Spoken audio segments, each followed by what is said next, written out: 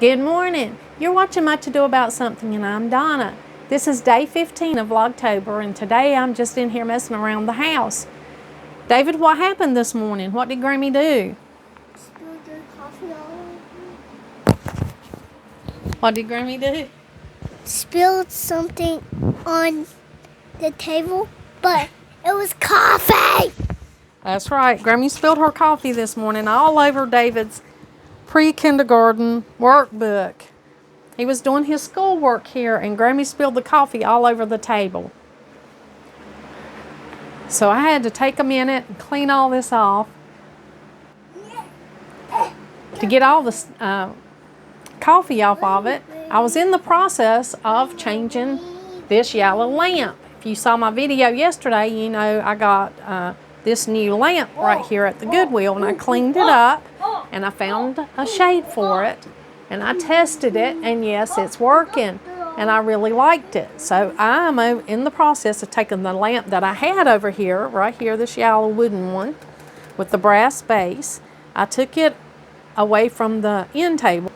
Over here's the end table, and of course, you know, I'm never satisfied. Whenever I move something, I have to move 10 other things. That's just how it works around here. I had this little shield mirror right here in this spot behind this lamp, and I like to put little mirrors around my small house because it reflects the natural light from these windows, and it helps me feel like I have more light inside. So I incorporate a lot of mirrors into my decor. And I wanted to change that little white shield mirror, and put this mirror there, this little gold toned mirror that I've had. It's just a little accent mirror, and I'm going to put it right here. So I've already took the lamp away from here. Now I'm just going to wipe down this wall and put a nail where I want this mirror and hang it up. Okay, I got the wall wiped down, changed the mirrors. I changed it from that little white mirror to this little gold mirror. Now you probably wouldn't even notice this little gold mirror if you were to just look around, because it's what this mirror does is just reflect light. I do have some of my well-loved extended family, my past photos. This is Easter. This is me. My mom is holding me right here. I have my little patent leather shoes on because we're dressed up for Easter. This is my dad right here. This is his grandpa, my great-grandpa, and my great-grandma. This is Mammy and Papa. This is Daddy's sister Pat, and here we all are here this Easter a long ago. And most of these people are already gone. In fact, the only people that are not passed away is me, my cousin, my sister, and these two cousins right here. So out of that picture, there's only 5 still living. And then down here is my daddy's mother. She was my grandma. You see how much taller she was than my mom. My mom was a 5-foot woman. My grandma was 5'8". We walked. This is me. And we walked that day to my grandma's homestead to go and see her. We walked about a mile. This is my sister, me, my brother that's 2 years younger than me, and my little sister. And so, and then that's my cousin standing over on the other side of my grandma. And we called this grandma Nanny Bear. So these are just sentimental pictures to me. It's an Easter Sunday when we all used to dress up and get together as a family. And then a day where my mom, me and my siblings walked to see my grandmother on my father's side. My Nanny Belle, that was our Nanny Belle. You can see her clothes on the line and her wood shed back there. And she lived in an old 2-story house when we walked there that day to see her. But anyway, those pictures stay there because they're sentimental. I like to look back on them, and they're just something that brings joy to me, and so I have them in here. And we'll get back to the lamp. Now I'm going to bring the new brass lamp over here and put it in its new spot and see how we like it. I've got it sitting here. I've got to run this cord down here to where the plug is at I like to put it back here behind these shelf corbels. It just runs straight back here, and it goes down behind the little end table, and you don't see the cord as much as you would if it was just running across there. Now I'm going to go ahead and turn this light on. We're going to see how it looks right here in this corner.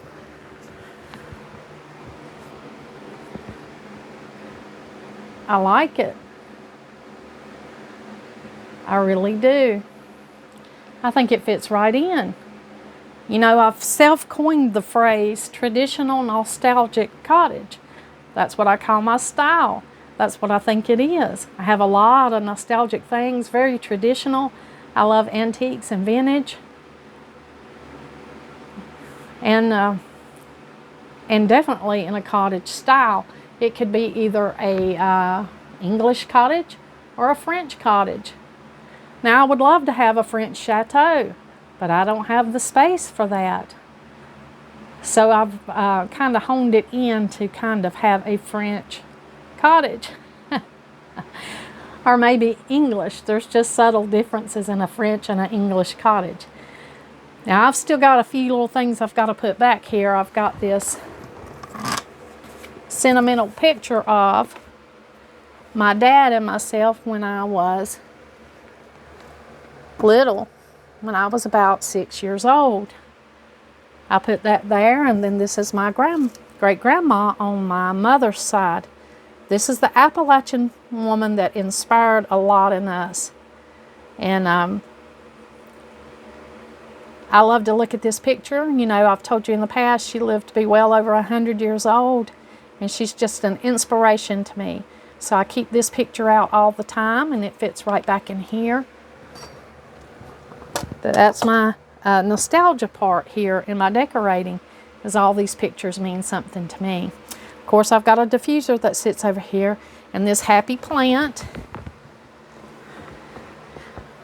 is a Christmas cactus, so it won't be very much longer, and it'll be blooming. And then over here, I've got me and Donald's charging station, where we charge our phones when we're upstairs. I'll push this cactus back a little bit. And I've got this pumpkin, of course, that's part of Thanksgiving or the fall decorating. So this is the end table. I need to vacuum this. I usually take the vacuum cleaner attachment off and vacuum this velvet here to try to keep it clean. And this is a corner, of course. You can tell this is a corner that I stay at a lot. It's got a lot of nostalgic things to me over here in this corner. And sometimes I just sit in this corner and read. And I have my books all around here in the living room. Donald and I are trying to think of a solution, a library of sorts that we could fit into the house here somewhere. That's in the makings. We'll have to do that. But the new lamp, I love it. I do. I like the way that it looks. It suits me just fine. I think I'll leave it there. I'm really happy with it. And I don't know if I told y'all yesterday, this lamp was only $3. It's a brass lamp. There were two of them. I did not purchase both. I would know I could not find another place for a lamp. So I didn't get both of them. I just got the one because I thought it would be pretty to replace the wooden one that I have. And I love it. I think it matches and it's perfect. Well, I had to do a little tweaking around here, the living room, to fit in something that I really liked. I'm thinking I probably should have gotten the other one, because I think if I had gotten the other one, I could have put it right here where I've got this stick lamp. I could have, this crystal and silver lamp right here, I could have put it right here, and then it wouldn't have had to be on either side of the couch. You know, I wouldn't have had to have a matching one on either side of the couch. I could have left that silver trophy torchère right there on that end table. This one here on this end table, and just put the other one here where the TV's at. But I didn't do that, so I didn't get it, and it's perfectly okay because Lord knows I have enough lamps. I did end up changing the curtains, the valances that were there that, you know, were short and showing the wall. I did end up changing them to these, and I like them. They're a little darker and they don't let in quite as much light, but that's okay.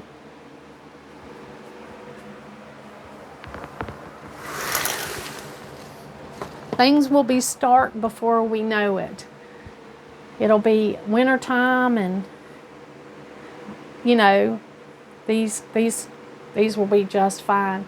They're kind of a primitive curtain, but I love the look of them. I love, you know, primitive. I grew up in an old house, you better believe it. A very old house right here. Right here it hangs in my living room. This house was well over 200 years old when we moved in this house. It was originally a one-room cabin over here.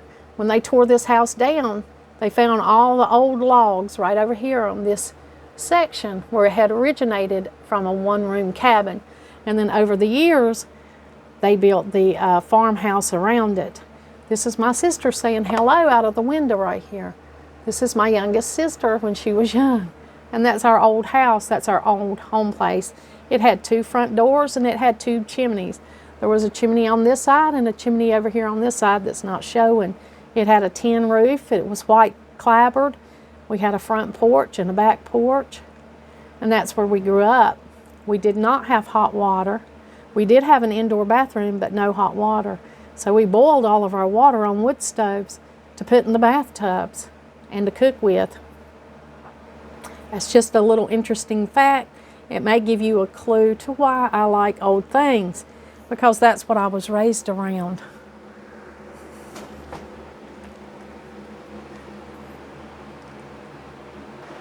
So yes, I really do. I love old traditional things. I grew up in a very old house until I got married.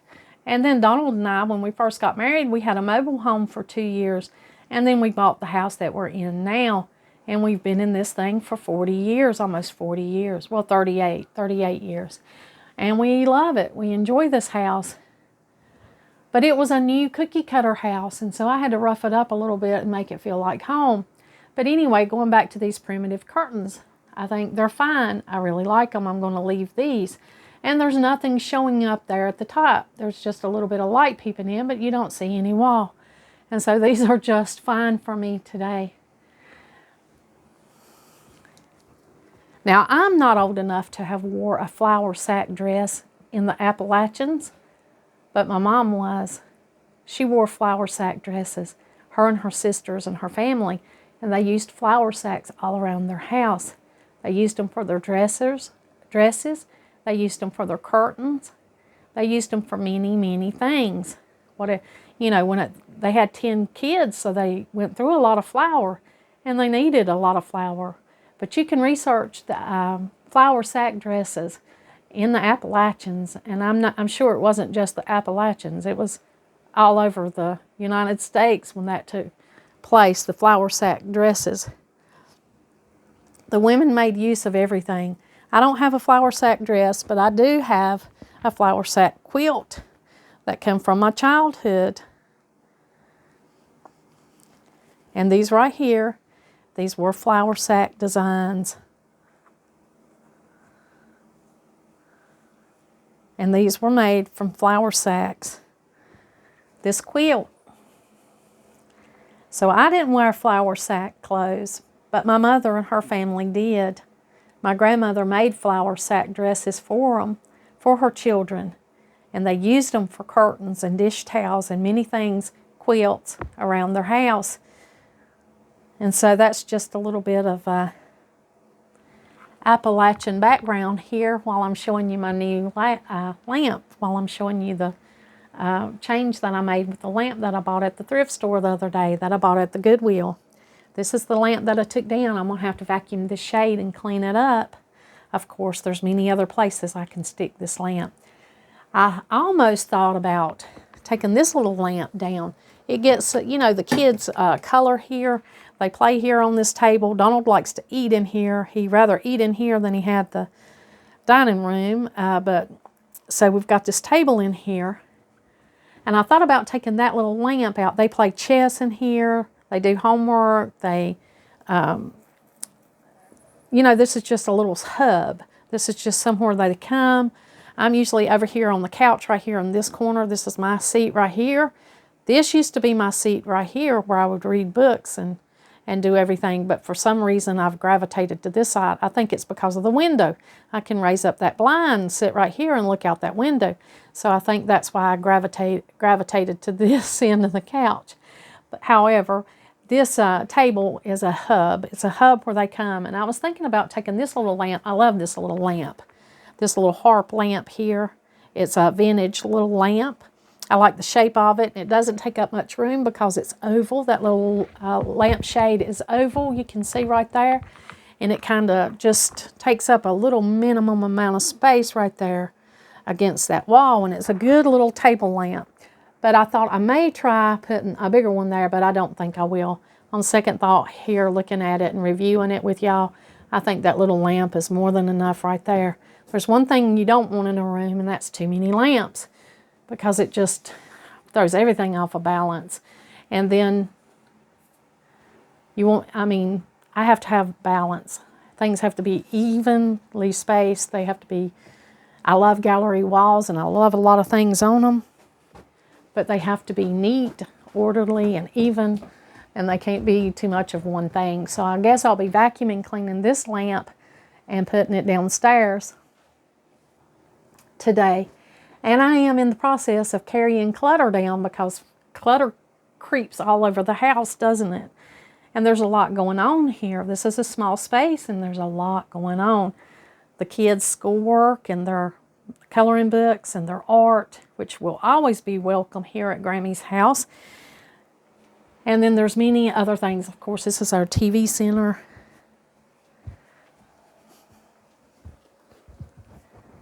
And I've got all these books. But I am in the process of freeing up some space and taking some things back where they go and putting everything in order. Of course, I had a cold or a flu last week, and that always sets me back. It seems like there's no excuses. There are no excuses to why we can't get things done, are there? But things just happen in the course of life, and it sets you back. You're not able to get as much done as I'm not able to get as much done as I would like. My husband says, honey, remember, we're human. We're just human.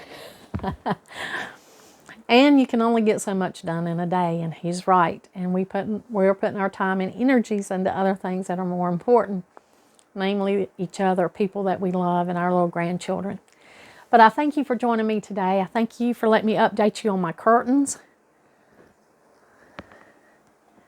The change that I made with the curtains for the fall months, the fall and winter months, these will stay up through fall and winter. And they'll probably won't be changed again until spring, unless I get a wild hair and decide, oh my goodness, I want to decorate for Christmas and buy some Christmas curtains. You never know with me, but if I do that, I'll update you and let you know. And then the changeover of the lamp from this golden wooden lamp that I had here, this yellow lamp with the brass base, to this brass lamp. And even though that brass lamp is actually heavier, it's a heavier lamp because it's solid brass, it actually looks lighter. It's slimmer and it takes up less visual space, and that actually looks less cluttered over there.